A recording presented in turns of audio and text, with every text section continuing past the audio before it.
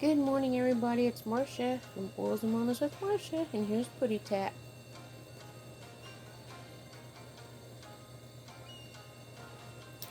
And today I'm going to finish chapter 15.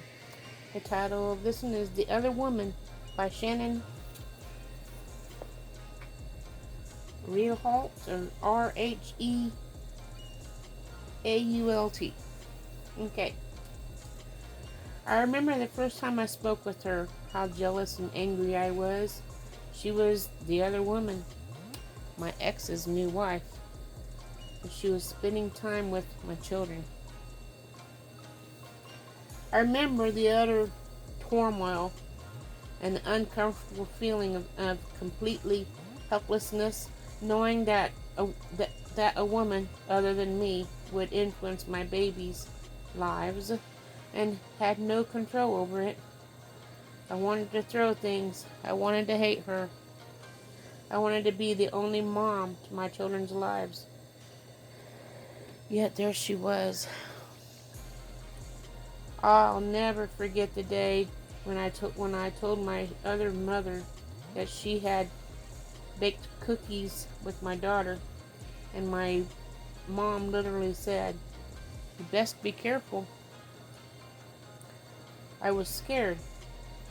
I was a single mom working nonstop to provide for my children, kept the bills paid, and do my best to keep my sanity. I did not want this, nor did I choose this. I wanted more than anything for my children to dislike her as much as I did, but they didn't. She was kind, and was thoughtful, and was considerate, and she was understanding. She was a little like me, and it wasn't long before I had to acknowledge it. She was a lot like me, and it wasn't... Oh, I read that. She made life easier for my babies who were reeling from their parents' breakup, though she had no part of it in it. She helped them adjust to the change they didn't ask for and they did not choose. In reality, she made my life easier. I remember letting go of the hurt and forgiving the past. That was the big moment for me. I realized that we weren't here because of one person's actions, but because of life choices that we all had made. Life had thrown us some curveballs. There was no need to lay blame. I could hold on to the resentment and let it destroy me or destroy my kids, or I could let go.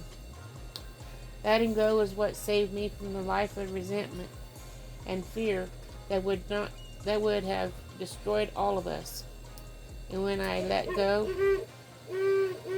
I let the owl finish.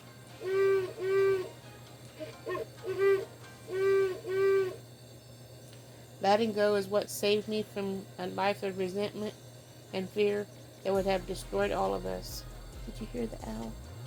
Did you hear the owl, huh, Pootie? That owl was going off, wasn't it? And when I let go, I cannot describe what happened. That's when that's happening in our family. Our Christmases are amazing. We share meals, we celebrate birthdays, and the other woman, and even the girls' nights with my daughter. We've been able to stick to family traditions for more than 20 years. If you stop to consider our history and connections, you'd think we're an old group. Our families and friends thought we were weird. That just didn't get it. But as the years went by and they have come to understand, they are all embraced it. I've since remarried and had 2 younger children who, along with my ex's stepson, see all of us as one family. They love each other and don't even consider that there's no blood relationship between them. What is more special than anything is how this woman has proven that she deserves my children's love and my respect.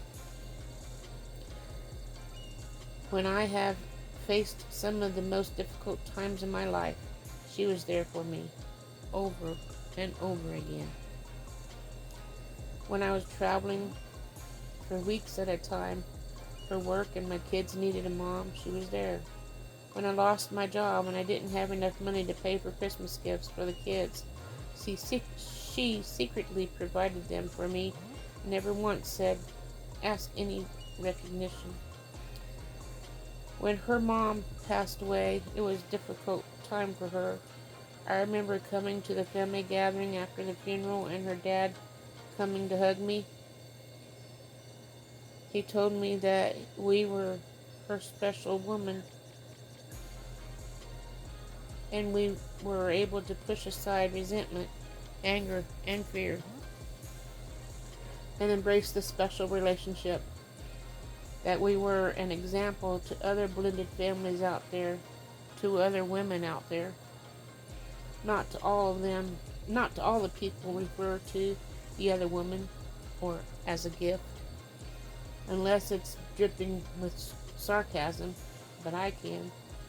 The woman I initially viewed as my biggest threat has become one of my greatest gifts. You too will be happier, less stressed, and more authentic if you choose on what you already have in your life. Instead of being envious of what others have, in fact, envy keeps you from discovering and getting what you really want. To overcome envy for good, these tips will help you focus on your path. Avoid comparing avoid comparing who you are and what you have. You've been taught as a culture that you're all pursuing the same thing: money, a high standard of living, the perfect man, the slim and toned body. But the reality is that you have unique gifts and abilities and dreams and desires. You compare yourself to some fixed standard isn't even fair. While one woman might have material aspirations, another might have the creative aspirations. We are all just different. Unfortunately, we were allowing society to define what the great life is. We take the focus off of our needs and desires and already awesome life, not realizing what you already have is very attractive to someone else. It's all a matter of perspective. Instead, why not define the good life, your own one, on your own? Once you do and start pursuing it, you'll really have no need to be jealous or envious of anybody. Get inspired by others' accomplishments. Rather than being envious of what others are doing, use it as an inspiration for what's possible. If someone has a marriage you want, the business you want, or the kind of financial statement you want to have, why not try to learn from her, or even recite her as a mentor? Recruit her as a mentor. She can inspire you and lead you to those goals and dreams happening to your own life. This is especially true if you're already sold in 6 of the ULA categories. If there's one category in which you're struggling, reach out by saying, "Hey, this is my challenge. I'm looking to learn from you." Seek collaboration in achieving your own goals. Small thinkers focus on competition, while big thinkers focus on collaboration. If you're combining focus with others, instead of being envious of what they're doing, you can make great things happen in the world, and your efforts might just have a triple effect that benefits millions of others. So rather than always compartmentalization, compartmentalizing, compartmentalizing your life with the thoughts like, I have to have the perfect life, and I have to do everything myself. Why not draw other people in so great things can happen? And that's the end of chapter 15 on envy. And tomorrow we're going to start focus. So chapter 16 is focus. And I guess that's all I have for you today. I hope you enjoyed this. My Putty Tat and I are just trying to stay warm. It's 9 degrees outside and it's snowing. And gotta make a trip 200 miles away tomorrow so we can do some business and come back home. And hopefully the pipes will be thawed out by the time we get home. It's been 2 days now, so hopefully it thaws out so we can have water again. I'll let you guys go for today and see you tomorrow. Ta-ta!